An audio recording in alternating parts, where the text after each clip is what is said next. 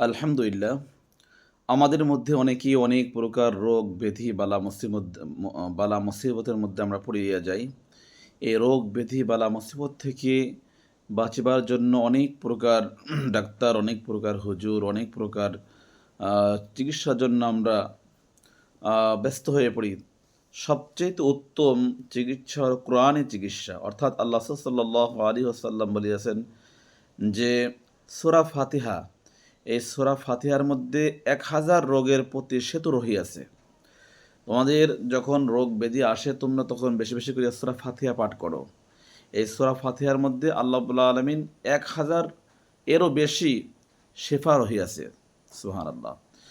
তাছাড়া আল্লাহ রাব্বুল আলামিন তো নিজেই বলিয়াছেন, ওয়ানুনাজ্জিলু মিনাল কুরআনি মা হুয়া শিফাউ ওয়া রাহমাতুল লিল মুমিনিন ওয়া লা ইয়াজিদুয যালিমিনা ইল্লা খাসারা।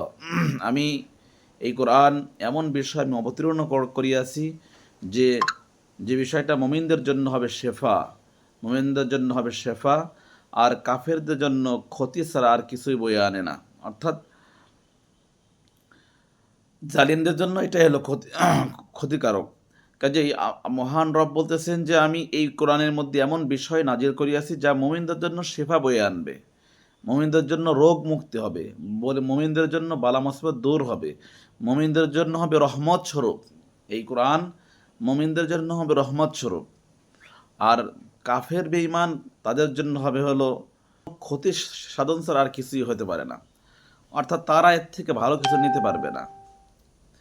কাজেই এই কোরআন এমন বিষয় মহান রব অবতরণ করিয়াছেন যাহা আপনার আমার জন্য প্রতি সেতু এবং আপনার আমার দেখা পথ দেখানোর জন্য, অর্থাৎ আপনার দুনিয়ার কল্যাণ এবং আখিরাতের কল্যাণ দেখানোর জন্য এমন বিষয় আল্লাহ রাব্বুল আলামিন নাজিল করিয়াছেন যে দুনিয়ার জীবনেও সাফল্য, আখিরাতের জীবনেও সাফল্য।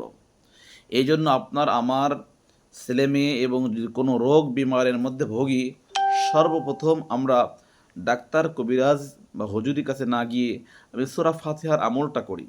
সূরা ফাতিহা পড়ে আমরা তাকে আমরা ফু দেই, সূরা ফাতিহা পড়ে এক গ্লাস পানি খাইয়ে দেই। এটা আল্লাহ রাসূল সাল্লাল্লাহু আলাইহি সাল্লাম করতেন।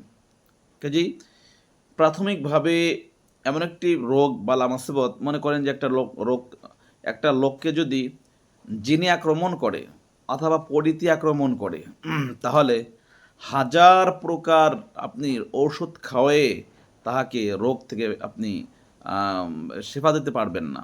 অর্থাৎ তাকে রোগ থেকে মুক্তি দেওয়ার কখনোই সম্ভব নয়। কোনো ডাক্তার কখনোই এই চিকিৎসা দিয়ে, হাজার প্রকার চিকিৎসা দিয়েও কি কোনো জেনে ধরা রোগীকে, পরিচিত ধরা রোগীকে আক্রমণ করলে কখনোই তাহাকে ট্যাবলেট খাওয়ায়ে এমবিবিএস ডাক্তার বেটে খাওয়াইলেও কি সে কখনোই সে পরিপূর্ণ সুস্থ হবে না। অর্থাৎ যেই রোগের যে চিকিৎসা, সেই রোগের সেই চিকিৎসার কাছে আসতে হবে।